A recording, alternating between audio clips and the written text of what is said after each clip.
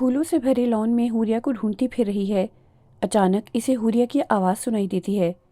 وہ چاروں طرف نظر دوڑاتی ہے مگر اسے حوریہ دکھائی نہیں دیتی۔ ایک بار پھر حوریہ کی آواز اس کی سماعت سے ٹکراتی ہے۔ وہ آواز کی سمت دیکھتی ہے تو اسے حوریہ فضا میں معلق دکھائی دیتی ہے۔ حوریہ نے سفید گاؤن پہنا ہوا تھا، اس کے بال ہوا میں لہرا رہے تھے۔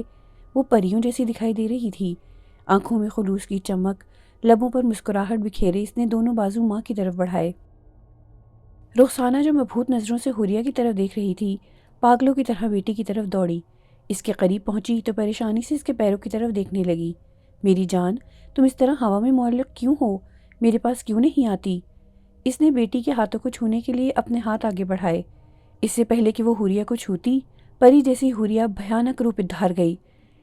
اس کے چہرے کی جلد کسی کرلے کی طرح سلیٹی مائل کھردری ہو گئی، آنکھوں کا حالہ بڑا ہو گیا اور وہ گولائی میں سرخ انکارہ ہو گئی۔ اس کے چہرے کے نقوش بدل گئے، جلد سلوٹوں میں بدلنے لگی۔ اس کے حلق سے خوفناک غرغراہٹوں کی آواز ابھر رہی تھی۔ وہ کسی شیرنی کی طرح چنگھاڑی تو اس کے سامنے کے اطراف کے 2 دانت کسی ویمپائر کی طرح بڑھ گئے تھے۔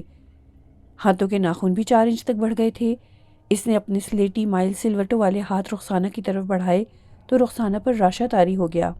وہ چیختی ہوئی بڑبڑا کر بستر پر اٹھ بیٹھی۔ توقیر بھی اس کی چیخ کی آواز سے اٹھ گیا۔ رخسانہ کا سانس پھولا ہوا تھا، چہرہ پسینے سے تر تھا، آنکھیں سرخ ہو کر سوجی ہوئی تھیں۔ وہ سر تا پا کانپ رہی تھی۔ وہ میری حوریہ نہیں ہو سکتی، وہ مسلسل بول رہی تھی۔ توقیر نے اسے پانی پلایا۔ تم نے کوئی برا خواب دیکھ لیا ہے، آیت الکرسی پڑھ کر سو جاؤ۔ توقیر نے اسے بستر پر لٹایا اور اس کا سر دبانے لگا۔ جب طرح طرح کے وہم ذہن پر مسلط ہوں تو ایسے خواب آ جاتے ہیں، اس طرح خوفزدہ نہیں ہونا چاہیے۔ ہماری حوریہ کو کچھ نہیں ہوگا، تم بھروسہ رکھو خدا پر۔ رخسانہ کا سانس پھولا ہوا تھا، اس کی گھبراہٹ دور نہیں ہو پا رہی تھی۔ وہ اکھڑے اکھڑے سانس کے ساتھ بولی، میں حوریہ کے قریب گئی تو وہ بھیانک روپ اختیار کر گئی۔ میں تمہیں اسی لیے منع کرتا تھا کہ پیر و فقیروں کے پاس نہ جاؤ۔ تمہارے ذہن میں اس پیر کی باتیں گونج رہی ہیں اور کچھ بھی نہیں، بس اب تم خدا کا نام لے کر سو جاؤ۔ توقیر کو جیسے غصہ آ گیا تھا۔ یونیک ٹاؤن کی خوبصورت کوٹھی کا قفل 6 ماہ کے بعد کھلا تھا۔ کوٹھی کے ساتھ سرونٹ کوارٹر میں رہنے والا ساجد بابا دوسرے نوکروں سے کوٹھی کی صفائی کرا رہا تھا۔ ساجد بابا بھی تنہا تھا اور ان کا وہ مالک بھی، جو 6 ماہ پہاڑی علاقے کے فلیٹ میں گزارتا اور 6 ماہ اس کوٹھی میں۔ ساجد بابا سرونٹ کوارٹر میں تنہا رہتے تھے، دوسرے ملازمین اپنا کام کر کے اپنے گھروں کو لوٹ جاتے۔ جلدی جلدی ہاتھ چلاؤ، صاحب آنے والے ہیں، ساجد نوکروں کو ہدایت دے رہا تھا۔ فرش پر پونچھا مارنے والی ملازمہ نے کراری آواز میں کہا، 6 ماہ کی گندگی اکٹھا کر کے صفائی کراتے ہو، صاحب سے چابی لے لیا کرو، 3 روز بعد صفائی کرایا کرو۔ ساجد تب کر بولا، مجھے سبق پڑھانے کی ضرورت نہیں ہے، مالک کا حکم ماننا میری ڈیوٹی ہے۔ صاحب نے کہا ہے کہ جب وہ واپس آئے تو ہی یہ گھر صاف کروائیں، تم اب زیادہ باتیں نہ بناؤ، جلدی کام کرو۔ یہ کہہ کر ساجد کچن کے لیے بازار سے لایا ہوا سامان کچن میں سیٹ کرنے لگا۔ اسے زرغام کے لیے کھانا بھی تیار کرنا تھا۔ اس نے کچن کی ضروری صفائی کی اور کھانا پکانے کی تیاری کرنے لگا۔ وہ ساتھ ساتھ خود کلامی کے انداز میں بڑبڑاتا رہا، بس اب اس کوٹھی میں اس خناس کے ناپاک قدم پڑیں گے اور یہ کوٹھی برائیوں کی آماج گاہ بن جائے گی، جوا چلے گا، شہر کے غیر مہذب لوگوں کی دعوتیں ہوں گی اور وہ اپنے ناجائز کام اس سے کروائیں گے۔ زرغام ان ناجائز کاموں کے عوض ڈھیروں پیسہ وصول کرے گا۔ پتہ نہیں کیوں میں اس گھر میں نوکری کر رہا ہوں، کیوں حرام کھا رہا ہوں۔ ملازمہ کے بلانے پر اس نے ہنڈیا ڈھانپ دی اور دوسرے کمرے میں چلا گیا۔ کیا بات ہے؟ اس نے ملازمہ سے پوچھا۔ وہ اوپر والا کمرہ تو کھول دو، صفائی کرنی ہے۔ ساجد نے ہاتھ لہرا دیا، نہیں، اس کمرے کی صفائی نہیں کرنی، اس کی چابی صاحب کے پاس ہے، وہ خود ہی کمرہ کھولتے ہیں۔ مرضی ہے۔ ملازمہ اپنے کاموں میں مصروف ہو گئی۔ کچھ ہی دیر بعد ملازم دوڑتا ہوا ساجد کے پاس آیا، زرغام صاحب آ گئے ہیں۔ ساجد پھرتی سے کمرے کی چیزیں درست کرنے لگا۔ دراز قد، چھریرے بدن والا سانولا سا نوجوان گھر میں داخل ہوا۔ ملازمین نے آگے بڑھ کر اسے سلام کیا، سوائے ساجد کے۔ اس نے ہاتھ ہوا میں لہرایا اور زینہ پھلانگتا ہوا بالائی منزل کی طرف بڑھا۔ آف وائٹ 3 پیس سوٹ میں وہ گریسفل دکھائی دے رہا تھا۔ وہ ہمیشہ پینٹ شرٹ زیب تن کرتا تھا، اسے قمیص شلوار قطن پسند نہیں تھا۔ نچلے پورشن کے سارے کمرے خالی تھے مگر وہ اوپری منزل کے 2 کمرے ہی استعمال کرتا تھا، ایک اس کا بیڈ روم اور دوسرا وہ خاص کمرہ جو اس کے علاوہ کوئی نہیں کھول سکتا تھا۔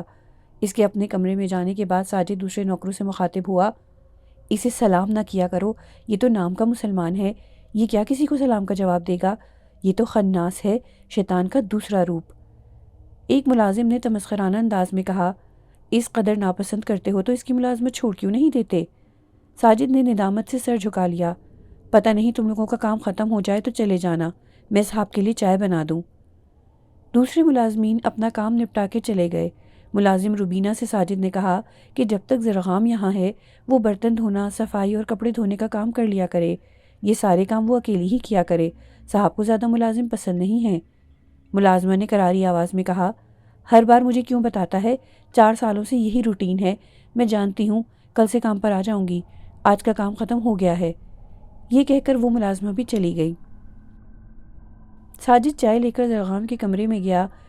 اس نے دروازے پر دستک دی، اندر سے آواز آئی، آ جاؤ۔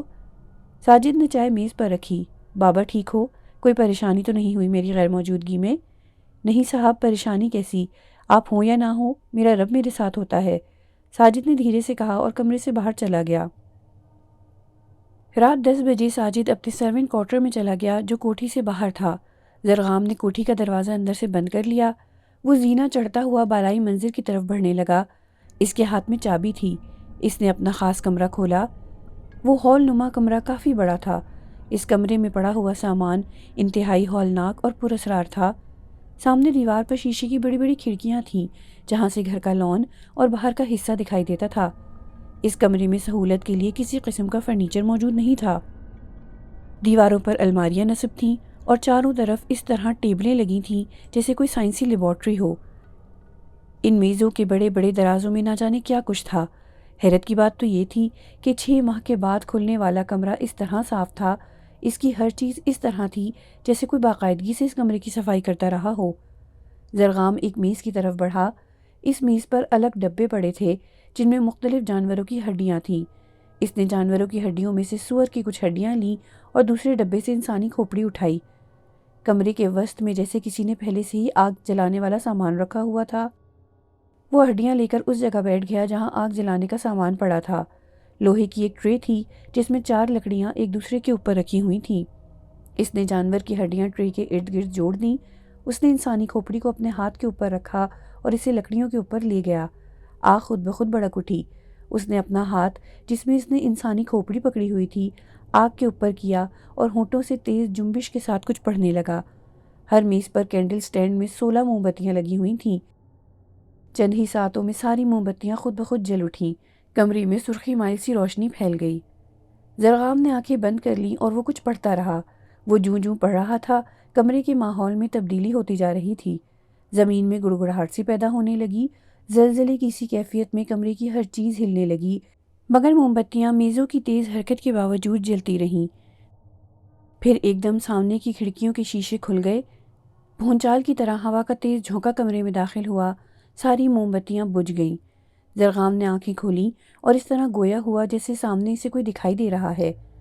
حوریہ، خیام، وشا اور فواد، تمہیں اس ماورائی سنسناتی دنیا میں خوش آمدید۔ میں نے تمہاری مدد کا وعدہ پورا کیا اور اب مجھے تم لوگوں سے کیا چاہیے یہ میں تمہیں ابھی نہیں بتاؤں گا۔ میری طرف سے تمہیں اجازت ہے، جو چاہتے ہو کرو، ہار اور جیت کے ذمہ دار تم خود ہوگے۔ میری مدد کی امید مت رکھنا، یوں سمجھ لو کہ تمہاری شیطانی قوتوں کی آزمائش شروع ہو گئی ہے۔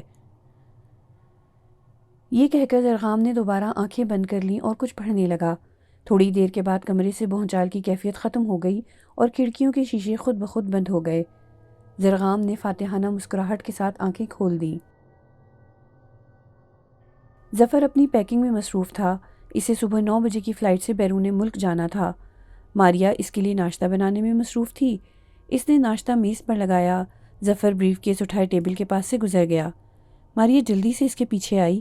یہ کیا ناشتہ نہیں کریں گے؟ ظفر نے اپنی ہینڈ واچ کی طرف دیکھا۔ مجھے ناشتہ نہیں کرنا، میں لیٹ ہو جاؤں گا۔ ماریا نے اس کے ہاتھ سے بریف کیس لے لیا۔ ابھی صرف 8 بجے ہیں، آپ کی فلائٹ 9 بجے کی ہے۔ مجھے راستے میں کسی سے ملنا ہے اور ایئرپورٹ پر بھی کچھ فارمیلٹیز پوری کرنی ہوتی ہیں۔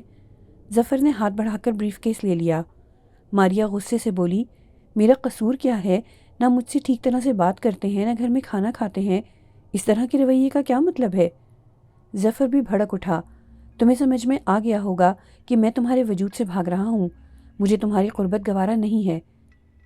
سزا دینے سے پہلے قصور تو بتایا جاتا ہے، آخر میں نے کیا کیا ہے؟ ظفر کا لہجہ گلوگیر ہو گیا، اس کی آنکھوں میں نمی تیرنے لگی۔ تم نے میری بیٹی وشا سے برا برتاؤ رکھا تھا، تم نے یہ کیسے سوچ لیا تھا کہ تم اپنے آوارہ بھتیجے شمون کے لیے وشا کا ہاتھ مانگو گی؟ تم نے وشا سے یہ بات پوچھی تھی یا نہیں؟ ماریا گھبرا گئی، اس کی زبان پر بل آ گیا۔ تو تمہیں یہ بات کس نے بتائی؟ صرف ہاں یا نہ میں جواب دو۔ ظفر نے اپنی آنکھیں ماریا کے چہرے پر گاڑ دی۔ ماریا نظر چراتے ہوئے دھیرے سے بولی، میں نے اس سے اس کی رائے پوچھی، جب اس نے انکار کر دیا تو میں نے آپ سے پوچھنا مناسب نہ سمجھا۔ میں جانتی تھی کہ جو رشتہ وشا کو پسند نہیں، اس کے لیے آپ کبھی بھی ہاں نہیں کریں گے۔ اس میں اس قدر غصہ کرنے کی کیا ضرورت ہے؟ جہاں لڑکی ہوتی ہے وہاں رشتے آتے ہیں، مگر یہ بات تو صرف میرے اور وشا کے درمیان تھی، آپ کو کس نے بتایا؟ ماریا بیگم، بات صرف اتنی نہیں ہے کہ جتنی تم بتا رہی ہو۔ میں اس معاملے کی تہ تک جاؤں گا، 15 روز کے بعد واپس آؤں گا تو پھر تسلی سے اس معاملے کا جائزہ لوں گا۔ یہ کہہ کر ظفر وہاں سے چلا گیا۔ ماریا جہاں کھڑی تھی وہیں ساکت ہو کر رہ گئی۔ شمون تو یہ بات ظفر کو نہیں بتا سکتا، تو پھر کس نے ظفر کو یہ سب بتایا؟ وہ خود کلامی میں بڑبڑاتی ہوئی کرسی پر بیٹھ گئی۔ اس نے اپنا موبائل نکالا اور شمون کا نمبر ملایا۔ شمون نے موبائل اٹینڈ کیا۔ جی آنٹی، ہیلو ہیلو، آپ کی آواز ٹھیک طرح سے نہیں آ رہی۔ ماریا بھی شمون کی آواز ٹھیک طرح نہیں سن پا رہی تھی۔ فون پر بہت شور تھا، جیسے وہ ہجوم میں کھڑا بول رہا ہو۔ شمون اپنی جگہ سے اٹھ کر تھوڑا پیچھے چلا گیا اور پھر ماریا سے بات کرنے لگا۔ آنٹی، میں ریس کورس میں ہوں، میری گھوڑوں کی ریس چل رہی ہے، اس وقت مصروف ہوں، فارغ ہو جاؤں پھر آپ سے بات کروں گا۔ یہ کہہ کر شمون نے فون بند کر دیا۔ شمون واپس اپنی جگہ پر بیٹھا اور تجسس سے ریس دیکھنے لگا۔ شمون کی خوشی کا کوئی ٹھکانہ نہ تھا۔ اس کے دونوں گھوڑے جیت کے قریب تھے، وہ گھوڑوں میں دوسرے نمبر پر تھے، وہ اس قدر تیز دوڑ رہے تھے کہ تھوڑی ہی دیر میں وہ سب سے آگے جانے والے تھے۔ شمون اور اس کے ساتھ بیٹھے ہوئے دوست بھی اس ریس سے لطف اندوز ہو رہے تھے۔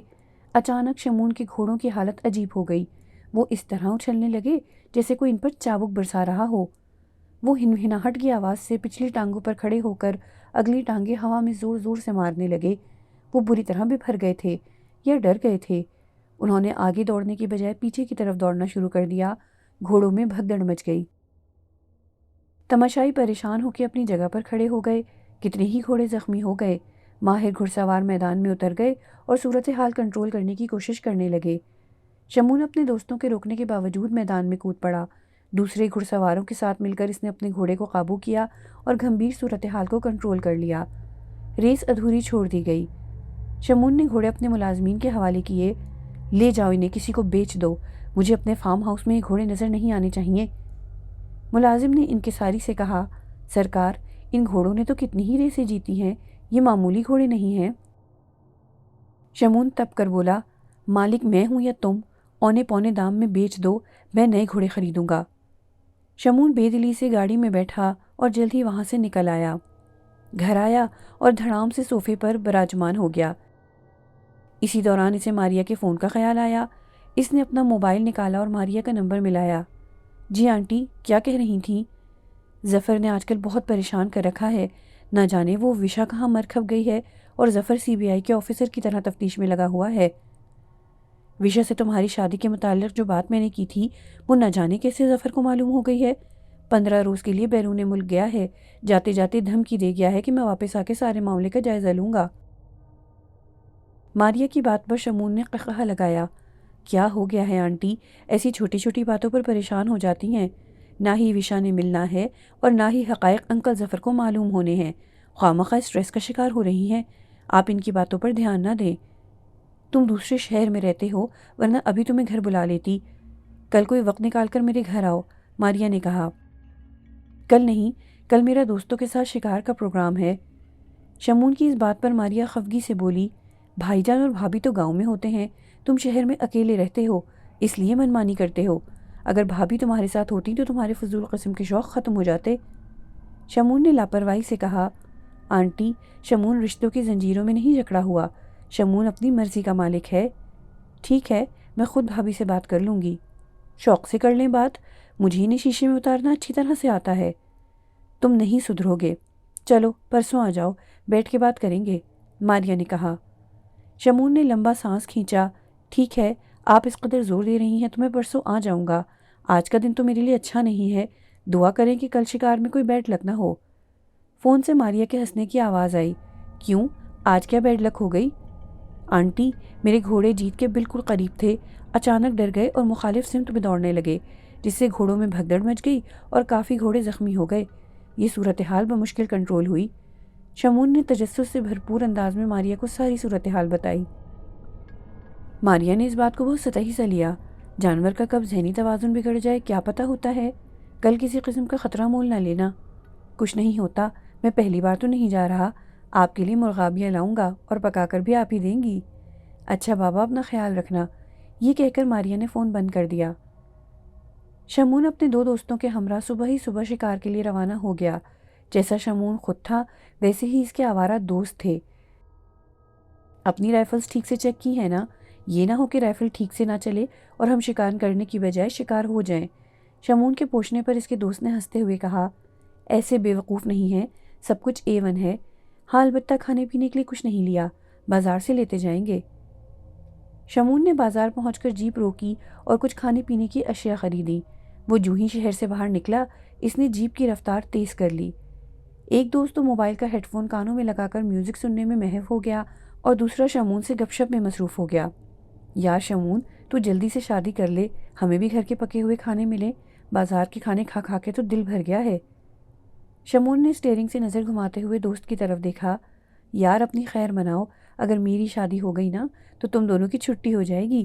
پنچھی کو قید کرنے کے لیے سب سے پہلے اس کے پر کاٹے جاتے ہیں، اور ابھی میں یہ آزادی ختم نہیں کرنا چاہتا۔ تم کیوں نہیں کر لیتے شادی؟ یار تیری طرح ہمارے پاس جائیدادیں تو ہیں نہیں کہ بیٹھ کے عیش کریں، ہمیں تو پہلے پیروں پر کھڑا ہونا ہے، پھر جا کے شادی ہوگی۔ یار تم تو سنجیدہ ہو گئے، زندگی کو انجوائے کرو۔ شمون نے یہ کہہ کر ڈیک میں سیڑھی ڈالی اور تینوں دوست موسیقی کے مزے لوٹنے لگے۔ 3 گھنٹے کے طویل سفر کے بعد وہ تینوں بہاولپور پہنچ گئے۔ اب ان کی منزل زیادہ دور نہیں تھی۔ چولستان اب 30 کلومیٹر کے فاصلے پر تھا۔ فرنٹ سیٹ پر بیٹھے ہوئے دوست نے ٹھنڈی آہ بھری۔ یار تم نے وشا کے ساتھ اچھا نہیں کیا۔ شمون بڑبڑایا، تمہیں اچانک وشا کا خیال کیسے آ گیا؟ اس قدر پرمزہ سفر خراب مت کرو۔ پچھلی سیٹ پر بیٹھا ہوا دوسرا دوست تعصب بھرے انداز میں بولا، ہاں یار 3 دن اسے بھوکا پیاسا فارم ہاؤس میں جانور کی طرح زنجیروں سے باندھ کر رکھا۔ وشا کے نام لگی جائیداد کے پیپر سائن لینے کے لیے تم نے اسے کیسے کیسے ٹارچر کیا۔ تم تھک گئے، مگر ایک لڑکی ہونے کے باوجود اس نے ہار نہ مانی اور جائیداد تمہارے نام نہ کی۔ تم نے ہار مان کر اسے آزاد کر دیا اور یہ دھمکی دی کہ اس نے کسی کو تمہارے بارے میں بتایا تو تم اس کے باپ کی جان لے لو گے۔ شمون غصے سے گرج کر بولا، میں نے تو اسے شادی کی آفر دی تھی، مجھ سے شادی کر لیتی تو خود بخود سب کچھ میرا ہو جاتا۔ جب وشا نے مجھ سے شادی سے انکار کیا تو میں نے اسے اغوا کیا۔ اس معاملے میں تو پھپھو بھی میرے ساتھ تھی۔ انہیں اس بات کا غصہ تھا کہ ایک گھر اور کچھ زمین کے علاوہ ساری جائیداد انکل ظفر نے وشا کے نام لگا دی تھی۔ فرنٹ سیٹ پر بیٹھے ہوئے دوست نے نصیحت کے انداز میں کہا، چھوڑو یار، تمہارے اور تمہاری آنٹی کے پاس بہت کچھ ہے، اس طرح کے غلط کاموں سے بچا کرو۔ آخر تم عزت دار ماں باپ کے بیٹے ہو، اگر ان کو تمہارے ان کاموں کی بھنک پڑ گئی تو تمہیں آگ کر دیں گے۔ شمون نے فخرانہ انداز میں سر اکڑا لیا۔ آگ کریں گے تو کرتے رہیں، شمون کسی سے نہیں ڈرتا، کوئی ایسا پیدا نہیں ہوا جو شمون کو نقصان پہنچا سکے۔ یار پیپسی نکال، موڈ اچھا کریں۔ ایک ہاتھ سے اسٹیئرنگ پکڑ کر وہ دوسرے ہاتھ سے پیپسی پینے لگا۔ تقریباً 1 گھنٹے بعد وہ لوگ چولستان پہنچ گئے۔ یہ بہت بڑا صحرا تھا، ریت کے بڑے بڑے ٹیلے بے ترتیبی سے پھیلے ہوئے تھے۔ شمون ریت پر گاڑی بہت مہارت سے چلا رہا تھا۔ ریتیلے راستوں کے نشیب و فراز پر جیپ ہچکولے کھاتی ہوئی آگے بڑھ رہی تھی۔ یہ چولستان کا گھنا جنگل تھا، دور دور تک کوئی انسانی آبادی نہیں تھی۔ انہوں نے اپنی رائفلیں تیار کر لیں۔ شمون نے اپنے دوست کو ڈرائیونگ سیٹ پر بٹھایا اور خود رائفل لے کر کھڑا ہو گیا۔ جیپ آہستہ آہستہ چلاتے رہو، جیپ کو روکنا خطرناک ہو سکتا ہے، شمون نے اپنے دوست کو ہدایت کی۔ راستے کے دونوں اطراف کانٹے دار خشک جھاڑیاں تھیں۔ خشک جھاڑیاں ختم ہوئیں تو انہیں ہرنوں کا غول دکھائی دیا۔ فاصلہ زیادہ ہونے کی وجہ سے وہ فائر نہ کر سکے۔ جیپ کو دیکھ کر ہرنوں نے تیز بھاگنا شروع کر دیا اور نزدیکی ٹیلا کراس کر کے دوسری طرف کو نکل گئے۔ اب وہ ان کی نظروں سے اوجھل ہو گئے۔ او شٹ! شمون نے رائفل کا دستہ جیپ کے دروازے پر دے مارا۔ ابھی دور دور تک انہیں کوئی شکار دکھائی نہیں دے رہا تھا۔ اچانک ایک انتہائی خوبصورت تتی کہیں سے اڑتی ہوئی دکھائی دی اور ان کی جیپ کے اوپر اڑنے لگی۔ شمون کے دوست نے مسکراتے ہوئے تتلی کی طرف دیکھا۔ شمون، دیکھو کس قدر خوبصورت تتلی ہے، صحرا میں تتلی کتنی پیاری لگ رہی ہے، یہ غیر معمولی بات ہے، یہاں پر تو پھول بھی نہیں ہیں۔ اس نے اس کو پکڑنے کے لیے ہاتھ اوپر کیا تو وہ جیپ کے سامنے اڑنے لگی۔ شمون نے ترچھی نظر سے اپنے دوست کی طرف دیکھا۔ ہم یہاں تتلیاں پکڑنے نہیں آئے، شکار کرنے آئے ہیں۔ ڈرائیونگ سیٹ پر بیٹھا ہوا دوست اونچی اونچی آواز میں ہنسنے لگا۔ ہمیں اس کاکے کو ساتھ ہی نہیں لانا چاہیے تھا۔ بکواس مت کرو، پچھلی سیٹ پر بیٹھا ہوا دوست غصے سے بڑبڑایا۔ ان تینوں کو علم ہی نہ ہوا، وہ تتلی ایک ہی ساتھ میں خوبصورت غزال کا روپ دھار گئی۔ شمون نے خوشی سے نعرہ لگایا، وہ دیکھو، لگتا ہے وہ ہرن اپنے غول سے بچھڑ گیا ہوگا۔ شمون نے بڑی مہارت سے ہرن پر فائر کیا، نہ جانے کیسے نشانہ خطا ہو گیا اور ہرن تیز بھاگتا رہا۔ شمون کے دوست نے بھی اس پر فائر کیا، مگر نشانہ بار بار خطا ہوتا رہا۔ کچھ سوچے سمجھے بغیر وہ جیپ اس غزال کے پیچھے دوڑاتے رہے۔ ہرن پیچ دار راستوں سے دوڑتا ہوا صحرا کے خطرناک ترین حصے تک پہنچ گیا۔ اس بار شمون کی رائفل کا فائر غزال کے پیٹ میں جا کے لگا اور وہ پھڑک کر گر گیا۔ انہوں نے جیپ روکی اور خوشی سے اچھلتے ہوئے جیپ سے اترے۔ اکتوبر کا مہینہ تھا، مگر سورج اس طرح دہک رہا تھا جیسے جون یا جولائی کا مہینہ ہو۔ دھوپ میں چمکتی ریت حرارت دے رہی تھی۔ شمون جو ہی ہرن کے قریب گیا، ہرن کا جسم ہوا میں تحلیل ہو کے اس تتلی کا روپ دھار گیا جو انہیں تھوڑی دیر پہلے دکھائی دے رہی تھی۔ تینوں اس تحیر آمیز منظر پر حواس باختہ تتلی کی طرف دیکھنے لگے جو اپنی خوبصورتی اور معصومیت میں کوئی بھیانک راز چھپائے ہوئے تھی، جس کے نازک پروں کے پیچھے روح افزا حقیقت تھی۔ تتلی ہوا میں ایک جگہ ساکت ہو گئی اور پھر وشا کے روپ میں تبدیل ہو گئی۔ سنسناہٹ کی ایک تیز لہر تینوں کے وجود سے گزر گئی۔ وہ سرتاپا کانپ کر رہ گئے۔ ماحول کی جادوگری نے خوف و ہراس پھیلا دیا تھا۔ وشا کے چہرے پر مسکراہٹ بکھری ہوئی تھی۔ شمون کو اپنے گرد موت کی سرسراہٹیں محسوس ہونے لگیں۔ شمون نے حوصلے کا لمبا سانس کھینچا اور وہ وشا کے قریب گیا۔ وشا، کچھ سمجھ نہیں آ رہا مجھے کہ یہ سب کیا ہو رہا ہے، مگر میں اپنے کیے پر بہت شرمندہ ہوں، مجھے معاف کر دو۔ شمون کے منہ سے یہ الفاظ ادا ہوئے ہی تھے کہ وشا کے چہرے کے تاثرات ایک دم بدل گئے۔ اس کی آنکھوں سے غصے کے شعلے لپکنے لگے، چہرے پر اکڑاؤ سا آ گیا۔ وہ منہ کھول کر چیخی تو اس کے سامنے کے دو دانت لمبے ہو گئے، اس کے بازوؤں کی جگہ پروں نے لے لی۔ وہ خوبصورت بلا شمون کی طرف بڑھی۔ شمون کے جسم سے جیسے اس کی جان نکل گئی۔ وہ بھاگنے کی ناکام کوشش کرنے لگا۔ اس کی اعصابی طاقت کسی خوف کے دباؤ سے ختم ہو گئی۔ وہ خوبصورت بلا ایک جھٹکے سے شمون کی طرف بڑھی اور اس کی گردن پر اپنے خونخوار دانت پیوست کر دیے۔ شمون کی چیخیں صحرا کے سناٹے میں گونجنے لگیں۔ اس کے دونوں دوست اپنی بے جان سی ٹانگوں کو گھسیٹتے ہوئے بھاگنے کی کوشش کر رہے تھے، مگر اس خوبصورت بلا نے ان دونوں کو بھی نشانہ بنا لیا۔ وہ تینوں گرم ریت پر گرے تڑپ رہے تھے۔ وشا نے ریت کی طرف پھونک ماری اور وہ تینوں ریت کے طوفانی بگولے کی لپیٹ میں آ گئے، ایسی ریت جس کے ذرے انگاروں کی طرح دہک رہے تھے۔ ان تینوں کے جسم جھلستے رہے، صحرا کے سناٹوں میں ان کی چیخیں گونجتی رہیں۔ شکار کھیلنے والے اجل کا شکار ہو گئے۔ وشا کے بھیانک روپ نے پھر اس تتلی کا روپ لے لیا اور وہ ہوا میں کہیں گم ہو گئی۔ صحرا کے لوگوں نے مردہ خور گدھوں کے غول دیکھے تو ان کا ماتھا ٹھنکا اور وہ جیپ کے ٹائروں کے نشانات پر چلتے ہوئے اس جگہ پہنچ گئے۔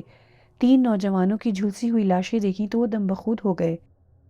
کچھ نوجوانوں نے آگے بڑھ کر لاشوں کی تلاشی لی، ان کے موبائل سے ان کے رشتہ داروں کو ان کی ہلاکت کے بارے میں مطلع کیا۔ چولستان کے کچھ لوگوں نے ان لاشوں کو ان کے والدین تک پہنچانے کا بندوبست کر لیا۔ لاشوں کو کفن میں لپیٹ کر تابوت میں بند کیا جا رہا تھا تو ایک بزرگ جو کسی گہری سوچ میں گم تھے لاشوں کی طرف دیکھ رہے تھے۔ شمون کی لاش کے قریب آئے۔ سمجھ نہیں آ رہا کہ ان تینوں کو کس نے مارا ہے۔ ان تینوں کی موت بہت عجیب طریقے سے ہوئی ہے۔ اگر ان کا قتل کسی انسان نے کیا ہے تو یہ کیسے ممکن ہے، کیونکہ ان کی لاشیں ان کی جیپ کے قریب ملی ہیں۔ جنگل کے اس خطرناک ترین حصے میں نہ تو کسی اور گاڑی کے نشانات ملے اور نہ ہی کسی انسان کے۔ کوئی جنگلی جانور ہوتا تو ان کی لاشوں کو چیر پھاڑ کر رکھ دیتا، مگر ان کو تو کسی نے جلا دیا ہے۔ لاش پر کفن لپیٹتے ہوئے نوجوان نے شمون کی گردن سے کپڑا پیچھے کیا۔ یہ دیکھیں، کسی جانور نے اس کی گردن پر دانت گاڑ کے اسے ہلاک کیا ہے۔ بزرگ نے آگے بڑھ کر شمون کی گردن کی طرف دیکھا تو اس کی آنکھیں خوف سے پھیل گئیں۔ اس نے دانتوں کے دونوں نشانوں کے درمیان انگلی رکھ کر پیمائش کی اور پھر اپنے سامنے کے دانتوں کے اطراف کے بڑے دانتوں کے درمیان میں وہی انگلی رکھی۔ پیمائش ایک جیسی تھی۔ بزرگ کے ہاتھ کانپنے لگے، آنکھیں باہر کو ابل پڑیں اور وہ بے خود چلانے لگا، لے جاؤ جتنی جلدی ہو سکے ان لاشوں کو اس صحرا سے، یہ کسی بھٹکی ہوئی شیطانی روح کا شکار ہوئے ہیں۔ لوگوں کو اکٹھا کرو، میلاد کا اہتمام کرو، ہم قرآن پاک پڑھ کر اجتماعی دعا مانگیں گے، ہمارے صحرا سے کسی شیطانی روح کا گزر ہوا ہے۔ نوجوان نے ہڑبڑا کر کہا، یہ کیسی باتیں کر رہے ہیں بابا جی؟ میں جو کہہ رہا ہوں وہ کرو، اس سے پہلے کہ وہ روح کسی اور کا شکار کر لے۔ بوڑھا بے ساکی کے سہارے چلتا ہوا سرد خانے سے باہر آ گیا۔ نوجوانوں نے جلد از جلد لاشوں کو ان کے ورثہ تک پہنچا دیا۔ تینوں گھروں پر صدمے کی بجلیاں گر گئیں۔ شمون کی لاش پر ماتم کرتی ہوئی ماں نیم بے ہوشی کی حالت میں چارپائی پر سر رکھے رو رہی تھی۔ خبر سن کر جب ماریا وہاں پہنچی تو اسے اپنی آنکھوں پر یقین نہیں آ رہا تھا۔ شمون سے ایک روز پہلے ہی تو اس کی بات ہوئی تھی، اور یہ سب کیسے ہو گیا؟ رات کے 12 بج رہے تھے۔ سوگواری ماحول میں بین کرتی عورتوں کی دل خراش آوازیں گونج رہی تھیں۔ ماریا نے شمون کی میت کو قریب سے دیکھا تو وہ بری طرح جھلسا ہوا تھا۔ ماں کو تو اپنے ہوش نہیں تھے، مگر لاش کے قریب بیٹھی ہوئی عورتیں سرگوشی کے انداز میں خسر پسر کر رہی تھیں۔ اس کے علاوہ اس کے 2 دوست بھی مرے ہیں۔ تینوں کی اموات ایک ہی انداز میں ہوئی ہیں، گردنوں پر 2 دانتوں کے نشان اور جسم جھلسے ہوئے۔ اگر تینوں جنگلی جانوروں کا شکار ہوئے تو ان کے جسم کیسے جھلس گئے؟ دوسری عورت نے کانوں کو ہاتھ لگایا۔ استغفار پڑھو، مجھے تو یہ کوئی کالے جادو کا چکر لگتا ہے۔ ماریا نے عورتوں کی باتیں سنی تو گھبراہٹ سے اس کی دل کی دھڑکن تیز ہو گئی۔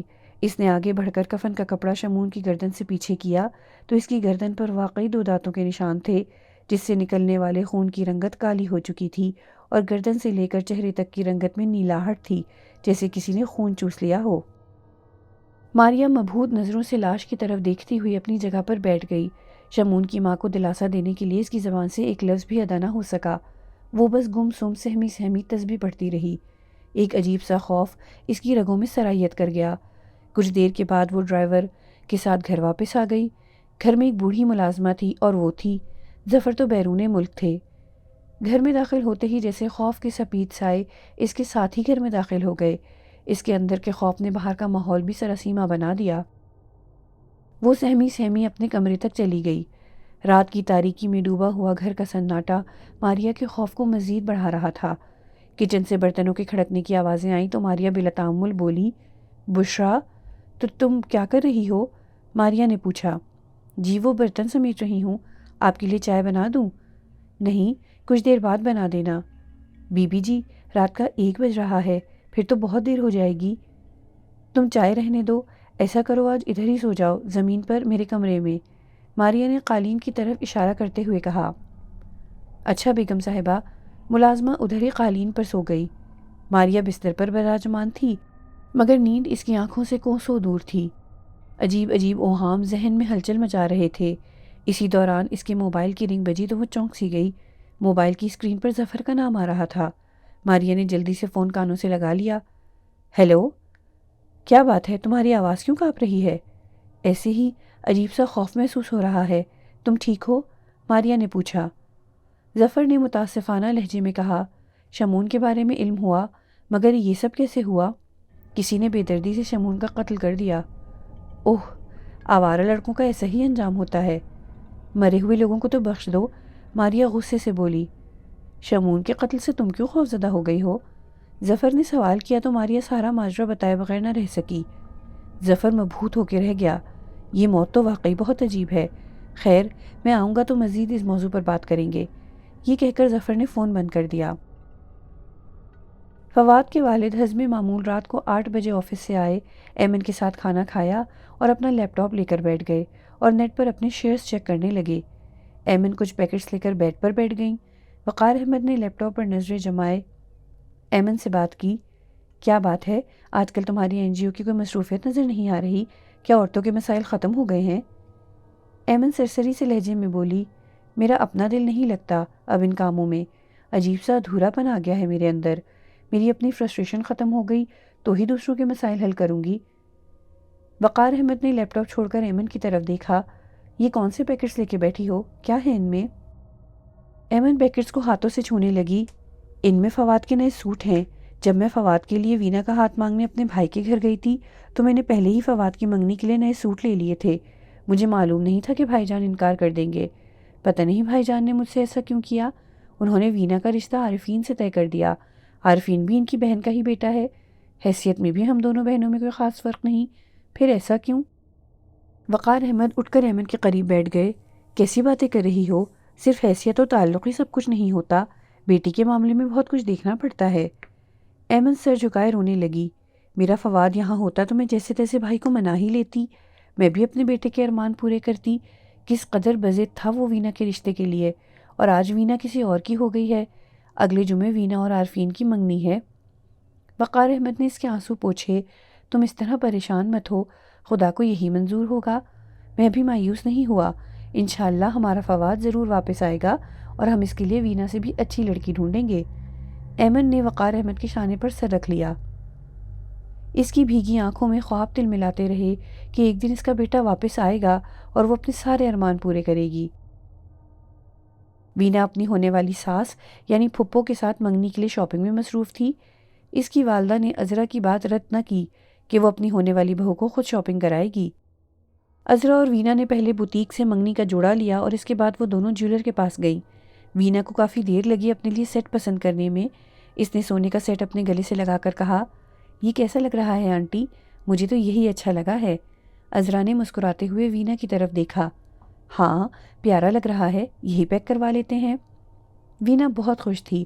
فواد کو اس نے ایک کزن سے زیادہ کچھ نہیں جانا تھا۔ عارفین سے بھی شادی کا فیصلہ اس کے والدین کا تھا اور وہ اس فیصلے پر خوش تھی۔ عارفین اسلام آباد کے ایک ہوٹل میں مینیجر تھا۔ ان دنوں وہ 2 ہفتے کے لیے گھر آیا تھا۔ منگنی کے بعد اسے واپس جانا تھا۔ عذرا اور وینا کے گھروں میں منگنی کی تیاریاں زور و شور سے ہو رہی تھیں۔ تیاریوں میں 1 ہفتہ کیسے گزرا پتہ ہی نہ چلا۔ منگنی کا دن آن پہنچا۔ رات کا فنکشن تھا۔ ایمن کے بھائی اعجاز اور بھابھی سائمہ کی خوشی کے مارے پاؤں زمین پر نہ ٹکتے تھے۔ مہمانوں کو 8 بجے کا وقت دیا گیا تھا۔ 8:30 بجے کے قریب گھر مہمانوں سے کھچا کھچ بھر گیا۔ وینا بھی بیوٹی پارلر سے تیار ہو کے آ گئی، مگر ابھی تک اس کے سسرال والے نہیں پہنچے تھے۔ ایمن اور وقار احمد بھی ابھی تک اپنے گھر میں ہی تھے۔ بیگم جلدی کرو، ہم لیٹ ہو گئے ہیں۔ وقار احمد گاڑی کی چابی گھماتا ہوا گیریج کی طرف بڑھا۔ ایمن تیار ہو کے اپنے بیڈ روم سے نکلی تو اس نے اپنے بیڈ روم کی لائٹ آف کر دی اور بیڈ روم کا دروازہ بند کر کے کچن کی طرف بڑھی جہاں ملازم کام میں مصروف تھا۔ وہ ملازم کو سمجھانے لگی، بابا گھر کا خیال رکھنا، رات کا فنکشن ہے، ہمیں دیر ہو سکتی ہے۔ جی بی بی جی، آپ بے فکر رہیں، ملازم نے کہا۔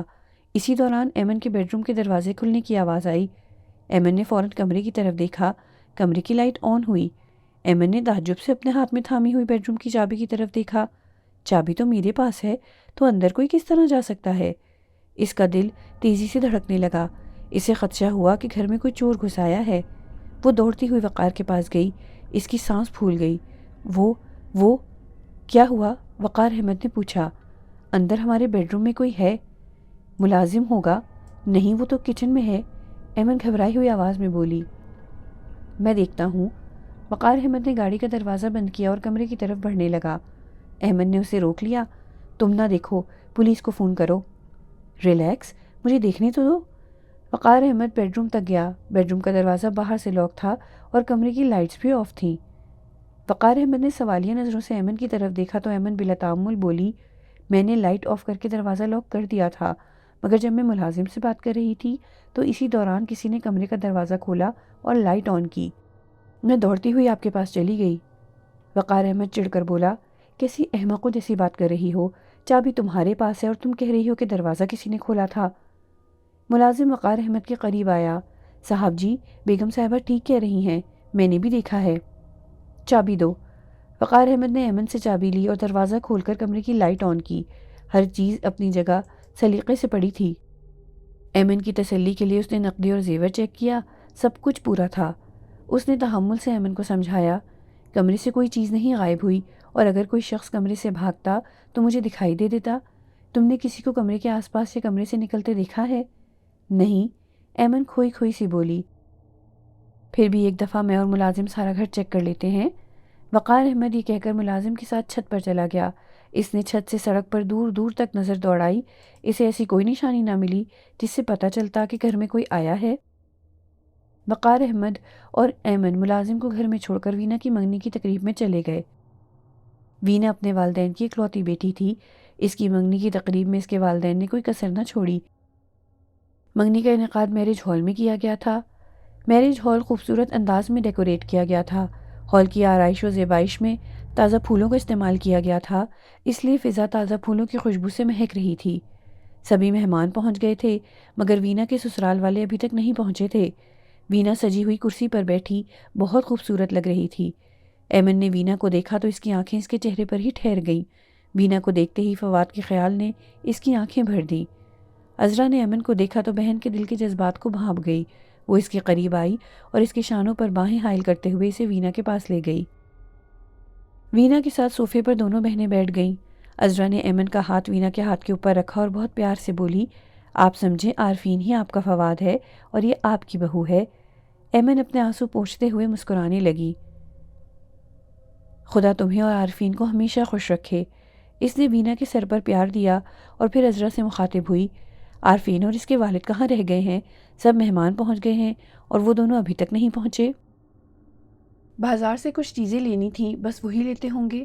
میری بات ہوئی ہے، ابھی آ جائیں گے کچھ دیر تک۔ عذرا نے بتایا تو ایمن ہنس پڑی۔ یہ معاملے ہی ایسے ہوتے ہیں، عین وقت تک ہی چیزیں بازار سے آتی رہتی ہیں۔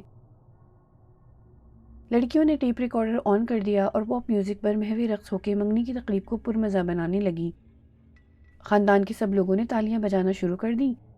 وہ سب ڈانس کرنے والے لڑکوں کے گرد دائرے میں جمع ہو گئے اور تالیاں بجا بجا کر ان کی حوصلہ افزائی کرنے لگے۔ وینا اپنی جگہ اکیلی بیٹھی مسکرا رہی تھی۔ وہ دائرے کی صورت میں جمع لوگوں کی طرف دیکھ رہی تھی۔ اسے لڑکوں کا ڈانس نظر نہیں آ رہا تھا۔ اس نے فیروزی کلر کا لہنگا پہنا ہوا تھا جس پر نگینوں کا کام تھا۔ اس نے لہنگے سے میچ کر کے نگینوں کا سیٹ پہنا ہوا تھا۔ تالیاں بجاتے ہوئے لوگوں کے ہجوم میں وینا کو فواد دکھائی دیا جس نے بادامی رنگ کی شیروانی اور پاجامہ پہنا ہوا تھا۔ شیروانی پر زری کا کام تھا، گویا کہ وہ دلہا کا لباس تھا۔ وینا کی سراسیمہ نظریں اس طرف ہی ٹھہر گئیں۔ فواد کا وہ سراپا وجود لوگوں میں سے اس طرح گزر گیا جیسے ہوا، گویا وہ صرف وینا کو ہی دکھائی دے رہا تھا۔ لوگوں کے ہجوم میں سے نکلا تو وہ زندہ انسان کی طرح مادی وجود دکھائی دے رہا تھا۔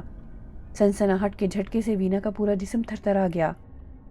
وہ جوں وینا کے قریب آ رہا تھا اس کی تھرتھراہٹ بڑھ رہی تھی۔ وہ وینا کے سامنے کھڑا ہو گیا۔ وینا بھی فواد کی طرف مبہوت نظروں سے دیکھتی ہوئی کھڑی ہو گئی۔ فواد؟ وینا کے کانپتے لبوں سے آواز ابھری۔ فواد کے چہرے پر تناؤ اور آنکھوں میں نمی تھی۔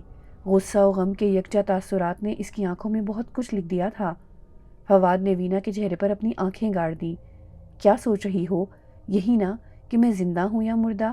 میں زندہ ہوں، تمہاری خوشیوں میں، تمہارے احساسات میں، تمہارے دل میں، مگر یہ یاد رکھنا کہ اگر تم نے عارفین سے شادی کی تو میں اسے زندگی سے آزاد کر دوں گا۔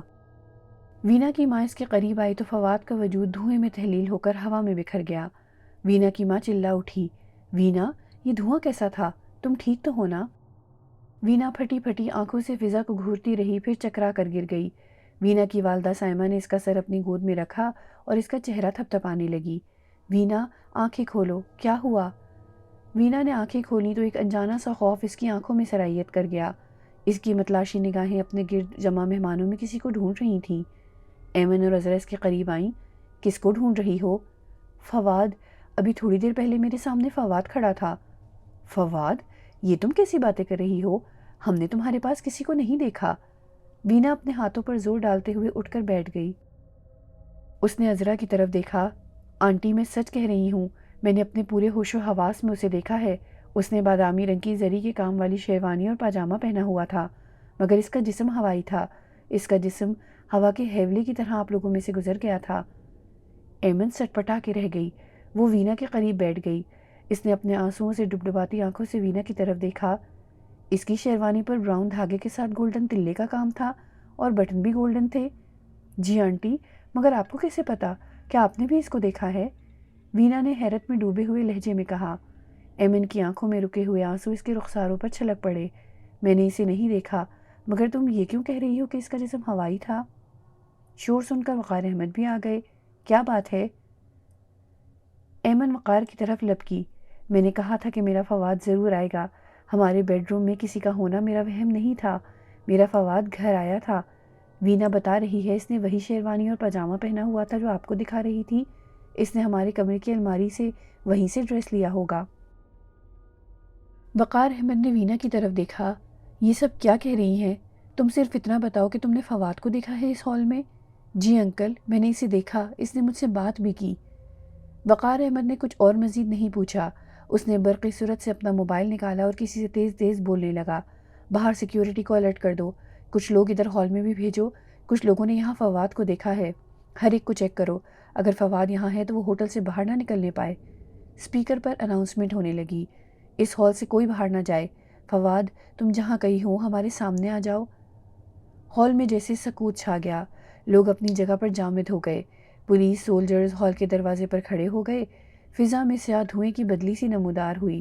ہال میں کسی قسم کی آتش زدگی استعمال نہ ہونے کی وجہ سے وہ دھواں لوگوں کی توجہ کا مرکز بن گیا۔ دھوئیں کی وہ بدلی ہوا میں تیرتی ہوئی ہال کے دروازے کی طرف بڑھ رہی تھی۔ وقار احمد کی بھی نظر اسی پر تھی۔ دھوئیں کی وہ بدلی ہوا میں پھیلتی ہوئی دروازے سے باہر چلی گئی اور پھر وہ سیاہ دھواں ہوا میں بکھر کر کہیں غائب ہو گیا۔ اسی دوران وینا کی آواز وقار احمد کی سماعت سے ٹکرائی، انکل آپ نے میری بات پوری نہیں سنی، میں آپ کو یہ بتانا چاہتی تھی کہ فواد کا جسم ہوائی تھا۔ وقار احمد کے پورے جسم میں جھرجھری دوڑ گئی، کیا کہہ رہی ہو؟ جی انکل میرا یقین کریں، جب امی میرے قریب آئیں تو فواد کا ہوائی روپ ایسی ہی سیاہ بدلی میں تحلیل ہو گیا تھا جیسی ابھی فضا میں نمودار ہوئی تھی۔ وقار احمد خاموش کھڑا وینا کی طرف دیکھ رہا تھا، اس کا ذہن وینا کی بات کو تسلیم کرنے کے لیے تیار نہیں تھا۔ ایمن جذباتی سے انداز میں وینا سے بولی، میرا فواد زندہ ہے، اس کا جسم ہوائی کیسے ہو سکتا ہے؟ تم کیسی بہکی بہکی باتیں کر رہی ہو؟ وقار احمد ایمن کے شانوں پر بازو حائل کرتے ہوئے اسے صوفے تک لے گیا، وینا کو کوئی وہم ہوا ہے، تم خود کو سنبھالو، ہمارا بیٹا ہمیں ضرور مل جائے گا۔ کچھ دیر کے بعد عارفین اور اعجاز بھی آ گئے۔ ان کے سامنے کسی نے فواد کی بات نہ کی بلکہ اس واقعے کو نظر انداز کر کے رسم کی تیاری میں مصروف ہو گئے۔ عارفین اور وینا نے ایک دوسرے کو انگوٹھی پہنائی، عزیز و اقارب نے دوسری رسومات نبھائیں۔ فنکشن رات گئے تک جاری رہا۔ دوسرے رشتہ داروں نے تو اس تقریب میں بہت انجوائے کیا، مگر وینا جس کی منگنی تھی وہ بجھی بجھی سی تھی۔ ایسی ہی حالت میں ایمن اور وقار احمد بھی تھے۔ ایک عجیب سا خدشہ ان کا سینہ چیر رہا تھا۔ رات کے 1 بجے تقریب اختتام پذیر ہوئی، تمام رشتہ دار اپنے اپنے گھروں کو لوٹ گئے۔ ایمن اور وقار احمد بھی اپنے گھر آئے تو ملازم نے دروازہ کھولا۔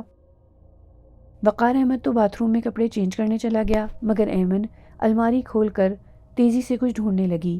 وہ بوکھلائی سی کپڑوں کو الٹ پلٹ کر رہی تھی، وہ سارے کپڑے نکال نکال کر زمین پر پھینکنے لگی۔ وقار احمد نے اپنے کف کا بٹن بند کرتے ہوئے تعجب سے ایمن کی طرف دیکھا، یہ کیا طریقہ ہے الماری سے کپڑے نکالنے کا؟ ایمن کو کچھ سنائی نہیں دے رہا تھا، وہ اپنے کام میں محو تھی۔ اس نے سارا خانہ خالی کر دیا، پھر الماری کے باقی خانوں سے کپڑے نکال نکال کر باہر پھینکنے لگی۔ اس نے ساری الماری خالی کر دی اور پھر اپنے دونوں بازو سیدھے کر کے اپنے ہاتھ اکڑا لیے اور گلوگیر لہجے میں بولی، وہ بادامی شیروانی الماری میں نہیں ہے جو میں نے فواد کے لیے خریدی تھی۔ میرا بیٹا گھر آیا تھا، اسی نے یہاں سے وہ شیروانی لی اور زیب تن کی۔